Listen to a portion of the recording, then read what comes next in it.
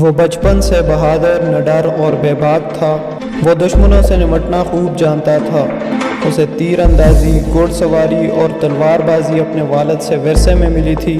وہ شکار پر نکلتا تھا تو کبھی خالی ہاتھ واپس نہیں آتا تھا۔ اس کا تعلق اوغوز کے کائی قبیلے سے تھا، جو کہ بہادری اور انصاف کی وجہ سے مشہور تھا۔ السلام علیکم دوستو، آج ہم ایک تاریخی اور بہادر جنگجو ارطغرل بن سلیمان شاہ کے ڈرامے کی مکمل کہانی جانیں گے۔ تاریخ اسلام میں خلفائے راشدین کے بعد بہت سے عظیم لیڈر اور سپہ سالار گزرے ہیں، جن میں سلطان صلاح الدین ایوبی، ان کے استاد سلطان نور الدین زنگی، سلطان رکن الدین بیبرس جیسے بڑے نام شامل ہیں۔ انہی ناموں میں ایک نام ارطغرل غازی کا بھی آتا ہے۔ ارطغرل کے والد کا نام سلیمان شاہ تھا، جو کہ کئی قبیلے کا سردار تھا، جبکہ سلطنت عثمانیہ کی بنیاد رکھنے والا سلطان عثمان اول ارطغرل کا ہی بیٹا تھا۔ دوستو، ارطغرل 1190 میں موجودہ ترکی کے شہر برسا میں پیدا ہوا۔ اس وقت جب منگول عروج پر تھے اور جگہ جگہ حملے کرنے پر مصروف تھے، تو باقی قبیلے ہجرت کر کے ایشیائی کوچک کی طرف آئے۔ ان میں ایک قبیلہ جس کا نام کائی قبیلہ بھی شامل تھا۔ کائی قبیلے نے شام کے قریب ایک علاقے میں پڑاؤ ڈالا، مگر شدید سردی کے لیے یہ علاقہ سازگار نہیں تھا۔ اس لیے ارطغرل کے باپ سلیمان شاہ کی یہ خواہش تھی کہ جلد از جلد کسی بہتر مقام کی طرف ہجرت کی جائے۔ جرگے میں ارطغرل کے بڑے بھائی بندوقدو نے مشورہ دیا کہ حلب جا کر سلطان العزیز سے نئے علاقے میں رہائش کی درخواست کی جائے۔ چنانچہ اس فیصلے کو مان لیا جاتا ہے، مگر اس کے ساتھ ہی کائی قبیلے پر مصیبتوں کے پہاڑ ٹوٹنا شروع ہو جاتے ہیں۔ ارطغرل اپنے دوستوں کے ساتھ شکار پر جاتا ہے۔ راستے میں وہ دیکھتا ہے کہ کچھ صلیبی عیسائی فوج اپنے ساتھ قیدیوں کو لے کر جا رہی ہے۔ اس نے اپنے دوستوں کے ساتھ مل کر ان فوجیوں کا مقابلہ کیا اور ان قیدیوں کو بچا لیا، مگر لڑائی کے دوران اس نے اناطولیہ کے صلیبی سردار ٹائٹس کے بھائی کو بھی جہنم واصل کر دیا۔ اس جھڑپ میں ارطغرل کے دوست کا کلہاڑا وہیں رہ جاتا ہے، جس پر کائی قبیلے کا نشان ہوتا ہے، جس سے صلیبیوں کو معلوم ہو جاتا ہے کہ یہ کائی قبیلے کا کام ہے۔ اس کے بعد صلیبی کائی قبیلے کے دشمن بن گئے، جبکہ ارطغرل جو اپنے ساتھ قیدی لایا تھا، ان میں ایک بوڑھا شخص جو کہ رومی سلجوق شہزادہ غیاث الدین تھا، جسے شہزادہ نعمان کہا جاتا ہے، اس کا بیٹا شہزادہ شہیر جسے یگت کہتے ہیں، اور شہزادہ نعمان کی بیٹی جس کا نام حلیمہ تھا، وہ بھی ان میں شامل تھی۔ اس وقت کسی بھی بغاوت کو کچلنے کے لیے سلطان نے اپنے بھائیوں کو قید کر دیا تھا اور شہزادہ نعمان کائی قبیلے کے ہاتھ لگ گیا۔ شہزادہ نعمان کی بازیابی کے لیے سلجوق گورنر نے کائی قبیلے کو دمکانا شروع کیا، لیکن کائی قبیلے کے سردار نے قیدی ان کے حوالے کرنے سے انکار کر دیا۔ کائی قبیلے نے مہمانوں کی خوب دیکھ بھال کی۔ اگلے دن ارطغرل اپنے جانساروں سمیت حلب پہنچ گیا اور کائی قبیلے کے لیے الگ نئی زمین کا مطالبہ کیا۔ اول تو حلب کے وزیر نے انکار کیا، مگر جب سپاہیوں نے ارطغرل کو محل سے باہر نکالنا چاہا، اسی دوران امیر العزیز کی انٹری ہوتی ہے اور وہ ارطغرل کی بہادری دیکھ کر ملاقات کا وقت دیتے ہیں۔ امیر العزیز نے ارطغرل کو صلیبیوں کے قلعے کے نزدیک ایک جگہ دے دی۔ ارطغرل اس دوران کئی سازشوں کا شکار ہوا، مگر اپنی بہادری اور عقل کی وجہ سے بچ نکلا۔ ارطغرل نے جو علاقہ حاصل کیا تھا وہ بالکل بھی محفوظ نہیں تھا، جہاں ہر وقت دشمنوں کا خوف لازمی امر تھا۔ ارطغرل واپس لوٹا اور یہ خبر اپنے والد کو سنائی۔ اس علاقے پر کئی قبیلے کے سرداروں نے اعتراض کیا، مگر سلیمان شاہ نے ہجرت کا فیصلہ کیا۔ سلیمان شاہ اپنے بڑے بیٹے کندوقدو کو ہجرت کی ذمہ داری سونپتا ہے، جبکہ ارطغرل کو حلب جا کر امیر العزیز کا شکریہ ادا کرنے کو کہا جاتا ہے۔ ہجرت کی تمام تیاریاں عروج پر ہوتی ہیں۔ جب پہلا تجارتی قافلہ کندوقدو کی قیادت میں روانہ ہوتا ہے تو راستے میں سلجوق کا گورنر اور ٹائٹس مل کر قافلے پر حملہ کرتے ہیں۔ تمام کائی قبیلے کے سپاہیوں کو مار دیتے ہیں، جبکہ کافی کوششوں کے بعد ارطغرل کے بڑے بھائی کندوقدو کو قید کر لیتے ہیں۔ جب اس واقعے کی خبر سلیمان شاہ تک پہنچتی ہے تو وہ سلجوق کے گورنر کے پاس جا کر بڑی بہادری سے اپنے بیٹوں کو چھڑا لیتا ہے اور سلجوق گورنر کو قید کر کے لے آتا ہے۔ دوسری طرف ارطغرل حلب میں کئی مصیبتوں میں پھنس جاتا ہے اور امیر العزیز نے جو جگہ دی تھی وہ بھی اس سے انکار کر دیتا ہے۔ ٹائٹس جس کے بھائی کو ارطغرل نے مار دیا تھا، وہ کئی کوششیں کر کے کائی قبیلے کو نقصان پہنچانے کی کوشش کرتا ہے۔ ارطغرل کا چچا اور سلیمان شاہ کا بھائی کرتغلو بھی ٹائٹس کے ساتھ مل جاتا ہے اور ٹائٹس اسے مال و دولت کا لالچ دے کر اسے کئی قبیلے کے حالات دریافت کرتا رہتا ہے۔ ارطغرل واپس اسی مقام پر آتا ہے جہاں قافلے پر حملہ ہوا تھا۔ وہیں پر اس کا باپ اور بھائی شہزادہ نعمان اور اس کا بیٹا موجود ہوتے ہیں۔ سب مل کر دوبارہ اپنے قبیلے کی طرف جاتے ہیں، لیکن اس سے پہلے قبیلے میں بڑی بغاوتیں جنم لے چکی ہوتی ہیں۔ سلیمان شاہ کا بھائی کرتغلو شاہی سامان اپنے حجرے میں لے جاتا ہے اور سب اس نقصان کا ذمہ دار اور قصوروار ارطغرل کو ٹھہراتے ہیں۔ اس سے پہلے کہ ہم ڈرامے میں مزید آگے بڑھیں، میں آپ کو اس ڈرامے کے دیگر احوال بتا دیتا ہوں۔ اور تغرل شہزادی حلیمہ کو پسند کرتا ہے، جبکہ اس کی دیورانی یعنی کندوکدو کی بیوی چاہتی ہے کہ ارطغرل کی شادی اس کی بہن گوگجی سے ہو جائے، اور گوگجی بھی ایسے ہی چاہتی ہے۔ اس کے بعد شہزادہ نعمان، شہزادی حلیمہ اور اس کا بھائی شہزادہ یگت واپس اپنے علاقے جانا چاہتے ہیں۔ سلیمان شاہ یہ ذمہ داری کندوکدو کے سپرد کرتا ہے کہ انہیں بحفاظت اپنے مقامی منزل تک پہنچایا جائے، مگر وہ یہ ذمہ داری ارطغرل کے سپرد کر دیتا ہے۔ جب سب شروع ہوتا ہے تو راستے میں ٹائٹس اور اس کے ساتھی ان کا پیچھا کرتے ہیں۔ کئی جھڑپیں بھی ہوتی ہیں، ٹائٹس ارطغرل کو مارنے کے لیے تیر بھی چلاتا ہے، مگر حلیمہ سامنے آ جاتی ہے۔ شہزادی حلیمہ کو تیر لگ جاتا ہے اور وہ زخمی ہو جاتی ہے۔ بڑی مشکل سے ارطغرل شہزادہ نعمان اور شہزادی حلیمہ کو بچا کر حلب میں پناہ لے لیتا ہے، جبکہ شہزادہ یگت اور ارطغرل کے دوست ترگت صلیبیوں کے قبضے میں آ جاتے ہیں۔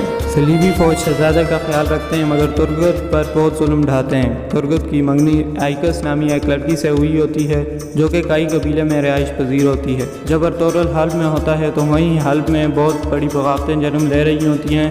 ویسے ارطغرل اور اس کے ساتھی حلب میں چھپ کر زندگی گزارتے ہیں۔ ایسے میں ان کی مدد حلب میں موجود ایک بزرگ اور نیک آدمی کرتا ہے جس کا نام ابن عربی ہوتا ہے۔ حلب محل میں وزیر اعظم شہاب الدین کے خلاف بغاوت ہو جاتی ہے اور اس پر قتل کا جھوٹا جرم نافذ کر دیا جاتا ہے۔ حلب محل میں امیر العزیز، اس کی دائمہ، امیر کی بہن لیلا، اس کے علاوہ امیر کے معاون خصوصی شامل ہوتے ہیں۔ ان سب میں ناصر امیر کا سب سے قریبی معاون ہوتا ہے اور امیر ناصر کی ہر بات مانتا ہے۔ ناصر صلیبی ٹائٹس سے ملا ہوتا ہے۔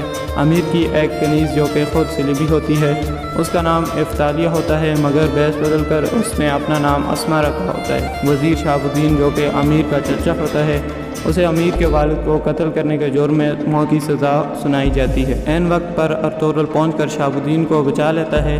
لیلا جو امیر کی بہن ہوتی ہے وہ بھی شہاب الدین کے حق میں ہوتی ہے اور وہ یہ سارا منظر دیکھ رہی ہوتی ہے۔ امیر کی دائی کو جب حلیمہ کے بارے میں آگاہ کیا جاتا ہے تو وہ اسے محل میں لے آتی ہے اور لیلا کے کمرے میں اس کی دیکھ بھال کرتی ہے۔ صلیبی قلعے میں استاد اعظم نے اپنے بھائی جیوائنی کو قید کیا ہوتا ہے، اسی قلعے میں ترگت کو بھی قید کیا جاتا ہے۔ جیوائنی کی بیٹیوں سے جھوٹ بولا جاتا ہے کہ ان کا باپ مر چکا ہے، لیکن جیوائنی کی ایک بیٹی ایلینورا کو پتہ چل جاتا ہے کہ اس کا باپ زندان میں قید ہے۔ وہ اس سے ملنے جاتی ہے تو استاد اعظم اسے بھی قتل کروا دیتا ہے۔ کچھ عرصہ بعد جیوائنی کی دوسری بیٹی ایزیدورا بھی قلعے میں آ جاتی ہے اور اپنی بہن سے ملنے کی خواہش مند ہوتی ہے، مگر اسے بتایا جاتا ہے کہ اس کی بہن مر چکی ہے۔ جیوائنی کا بھائی استاد اعظم، جس کا اصل نام پیٹروشیا ہے، دیگر صلیبیوں کے ساتھ مل کر مسلمانوں سے مقدس زمینیں واپس لینے کے لیے کوششیں کر رہے ہوتے ہیں۔ ایزیدورا اور شہزادہ یگت دوست بن جاتے ہیں اور ایزیدورا سمجھتی ہے کہ ترگت نے اس کے باپ کو مارا ہے۔ ایک دن اسے شک ہوتا ہے کہ اس کا باپ زندان میں قید ہو سکتا ہے۔ ایسا اسے اپنی بہن ایلینورا کے تحریروں سے لگتا ہے۔ وہ ترگت سے کہتی ہے کہ اگر اس شخص کے بارے میں معلومات بتا دو تو میں تمہیں یہاں سے رہا کروا دوں گی۔ اب دوبارہ حلب کی طرف آ جاتے ہیں۔ شہزادی حلیمہ سے احتیاط ہو رہی ہوتی ہے اور لیلا سے کہتی ہے کہ ہم جلد سے جلد یہاں سے چلے جائیں گے، جبکہ پورے حلب شہر میں فوجی اور سپاہی اور تغرل اور اس کے ساتھیوں سمیت شہاب الدین کو ڈھونڈنے میں مصروف ہوتے ہیں۔ دوسری طرف ناصر تمام ان گواہوں کو مار دیتا ہے جنہوں نے شہاب الدین کے خلاف گواہی دی تھی، کیونکہ شہاب الدین اور ارطغرل ان سپاہیوں کو ڈھونڈتے ہیں۔ اس وقت ارطغرل بہت ہی زبردست سا پلان تیار کرتا ہے، مگر اس سے پہلے ہم کائی قبیلے کے بارے میں جان لیتے ہیں جو کہ دوبارہ سے ہجرت کی تیاری مکمل کر کے جو زمین العزیز نے دی تھی اور بعد میں انکار بھی کر دیا تھا، وہ پہنچ جاتے ہیں وہیں پر، مگر وہاں العزیز کے پہرے دار انہیں داخلے سے روک دیتے ہیں۔ اس پر وہ قریب کے ایک جگہ پر پڑاؤ ڈال دیتے ہیں۔ ارطغرل حلب میں جان بوجھ کر خود کو ناصر کے حوالے کر دیتا ہے تاکہ ناصر اور اس کی ساری فوج اسے گرفتار کرنے کے لیے آئے اور ارطغرل کے ساتھی اسما کو محل سے چھپا کے لے جائیں تاکہ وہ اس سے سچ اگلوا سکیں۔ چنانچہ سب کچھ ایسا ہی ہوتا ہے۔ ارطغرل جب گرفتار ہوتا ہے تو وہ ایک سپاہی جو کہ شہاب الدین کو حق پر مانتا ہے، وہ ارطغرل کو آزاد کر دیتا ہے۔ جب اس بات کی خبر ناصر تک پہنچتی ہے تو وہ اپنے سپاہیوں کو ارطغرل کے پیچھے بھیجتا ہے تاکہ اسے تلاش کیا جا سکے۔ اس دوران ارطغرل کئی سپاہیوں کو موت کے گھاٹ بھی اتار دیتا ہے اور ایک موقع پر ناصر اس کے ہاتھ لگتا ہے۔ ناصر ارطغرل کو بتاتا ہے کہ اگر تم نے مجھے مار دیا تو ترگت اور شہزادہ یگت کبھی تمہیں واپس نہیں ملیں گے۔ چنانچہ ارطغرل اسے چھوڑ دیتا ہے۔ امیر العزیز کی بہن لیلا ارطغرل کی کافی مدد کرتی ہے، اسے محل میں محفوظ مقام کا بتاتی ہے اور اس کے لیے کھانا لے کر آتی ہے، اور وہ کہتی ہے کہ جلد میں آپ کو یہاں سے بحفاظت نکال لوں گی۔ جب ارطغرل کے گرفتاری کی خبر کائی قبیلے تک پہنچتی ہے تو سلیمان شاہ خود جا کر امیر العزیز سے بیٹے کی رہائی اور زمین کا مطالبہ کرتا ہے اور ساتھ ہی یہ بھی کہتا ہے کہ اگر ایسا نہ ہوا تو حلب شہر برباد ہو جائے گا۔ اس کے بعد امیر العزیز کو پتہ چل جاتا ہے کہ اس کی اپنی بہن ارطغرل کے ساتھ ملی ہوئی ہے اور وہ اسے تھپڑ مارتا ہے اور اسے بغاوت سمجھتا ہے۔ محل میں موجود شہزادی حلیمہ کو امیر العزیز پسند کرتا ہے اور اس کے والد سے حلیمہ کا ہاتھ مانگتا ہے۔ حلیمہ کے والد شہزاد نعمان کہتا ہے کہ میرا بیٹا صلیبیوں سے واپس لایا جائے تو میں پھر اس بات پر راضی ہوں گا۔ درخواست پوری ہو جاتی ہے اور شہزادہ یگت واپس آ جاتا ہے۔ العزیز کے محل میں عیسائی موجود ہوتے ہیں جو اس شادی پر خوش تھے کیونکہ اس شادی کا سب سے زیادہ فائدہ صلیبیوں کو ہونا تھا۔ اس سے سلجوق سلطنت اور حلب سلطنت کے مسلمانوں کے درمیان اتحاد ٹوٹ سکتا تھا کیونکہ یہ شادی سلجوق کے خاندان سے بغیر پوچھے ہو رہی تھی جو کہ روایات کے خلاف شادی تھی، مگر عین نکاح کے وقت حلیمہ نے انکار کر دیا اور یوں یہ شادی ہوتے ہوتے رہ گئی۔ حضور ارطغرل اپنے قبیلے والوں کی حوصلہ افزائی کرتا رہا اور مشکل میں صبر کی تلقین کرتا رہا۔ کائی قبیلے میں کرتغلو اپنی چال بازیوں سے باز نہ آیا اور اس نے بغاوت کی کوششیں تیز کر دی۔ ٹائٹوس بھی تاجر کا روپ دھار کر کائی قبیلے پہنچ گیا۔ اس نے شہاب الدین کو قتل کرنا چاہا مگر عین وقت پر ارطغرل کے چھوٹے بھائی دندار نے اسے دیکھ لیا، یوں اس کا یہ منصوبہ ناکام ہو گیا۔ اس معاملے میں بھی کرتغلو کا ہی ہاتھ تھا۔ ارطغرل کامیاب اپنے قبیلے لوٹتا ہے اور ساتھ ہی اسما کو بھی لے آتا ہے۔ امیر العزیز کے لیے ارطغرل ایک دشمن کی طرح بن چکا ہوتا ہے کیونکہ ارطغرل کی وجہ سے شہاب الدین بچ گیا اور اس کی شادی ٹوٹنے کی وجہ بھی ارطغرل تھا۔ امیر العزیز نے سوچا کہ اب ارطغرل سے جان چھوڑوانی چاہیے۔ ارطغرل کا چچا کرتغلو صلیبیوں کو کائی قبیلے کے ختم ہونے کے بارے میں بتاتا تھا اور ان سے پیسے بھی وصول کرتا تھا اور یہ بھی کہتا تھا کہ اب کائی قبیلہ زیادہ دیر تک زندہ نہیں رہے گا۔ انہوں نے صلیبیوں کو امیر العزیز کی فوج میں بھی بھرتی کروایا اور دوران سفر جب ارطغرل نے حلیمہ کو امیر کے ہاتھوں چھڑوانا چاہا تو امیر کی فوج میں سے کئی فوجیوں نے امیر پر حملہ کر دیا۔ ارطغرل نے اس موقع پر امیر العزیز کی جان بچائی اور اس واقعے کو دیکھ کر امیر حیران رہ گیا اور جان گیا کہ ارطغرل اس کا دشمن نہیں ہو سکتا۔ اب سارے کھیل کا اس کو اندازہ ہو چکا تھا۔ ارطغرل نے ناصر کو موت کی سزا سنائی اور اپنے قبیلے میں واپس حلیمہ کے ساتھ آ گیا۔ وہاں صلیبی محل میں کرتغلو نے صلیبیوں کے ساتھ مل کر ترغت کو بہکانا شروع کیا کہ سرداری کے حقدار تم ہو اور ہم تمہیں سردار ماننے کے لیے تیار ہیں۔ اس مقصد کے لیے تمہیں کئی قبیلوں کو قید کرنا ہے یا ختم کرنا ہے۔ مگر دوسری طرف سلیمان شاہ اس کے ناپاک ارادوں سے واقف تھا اور اس نے اپنے بیٹے کندوکدو کو سب کچھ بتا دیا تھا کہ وہ تمہیں بہکا سکتا ہے مگر تم نے ہرگز بغاوت نہیں کرنی۔ صلیبیوں نے کلوڈیس نامی فوجی کو مقدس صندوق جو کہ ابن عربی کے پاس تھا لانے کو بھیجا مگر وہ ابن عربی کی شخصیت سے متاثر ہو کر اسلام قبول کر لیتا ہے۔ جب صلیبی ارطغرل کو قید کر لیتے ہیں تو کلوڈیس ہی ارطغرل کی جان بچا لیتا ہے اور وہاں کئی قبیلے میں کرتغلو نے اپنا آخری حربہ آزمایا۔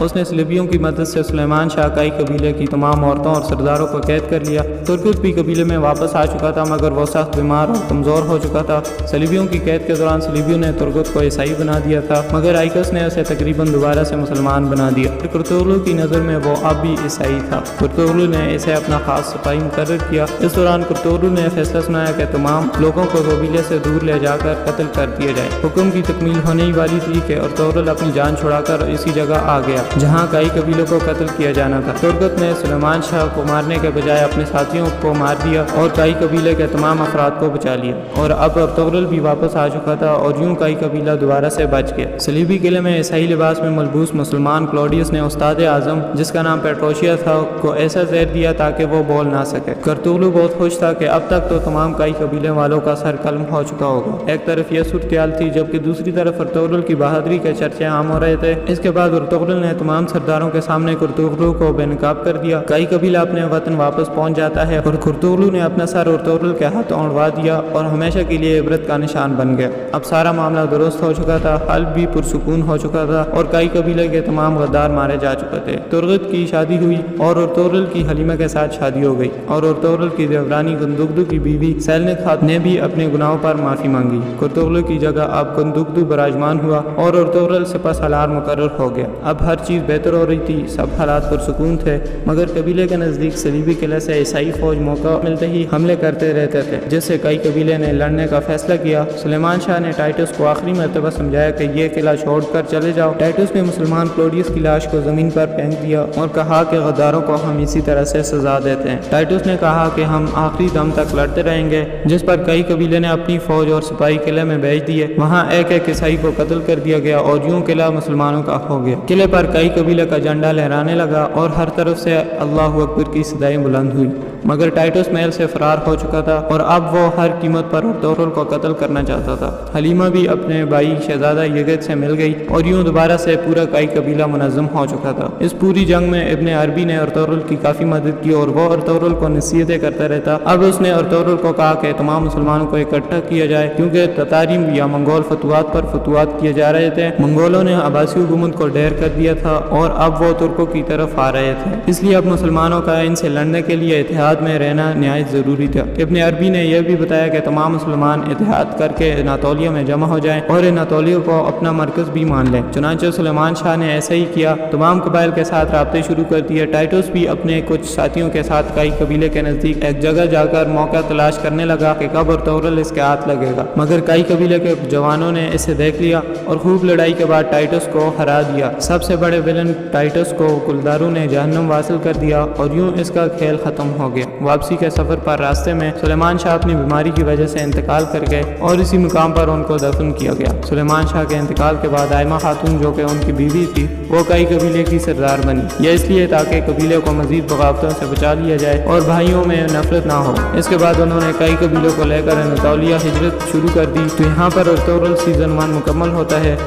دوستو آپ کو یہ ڈرامہ اور ہماری یہ ویڈیو کیسی لگی کمنٹ میں ضرور بتائیں۔ کیا میں ارطغرل ڈرامے کے باقی سیزن کو بھی مکمل ویڈیو بنا کر اپلوڈ کروں یا نہیں؟ اگر یہ ویڈیو آپ کو اچھی لگی ہو تو لائک ضرور کریں۔ Thank you.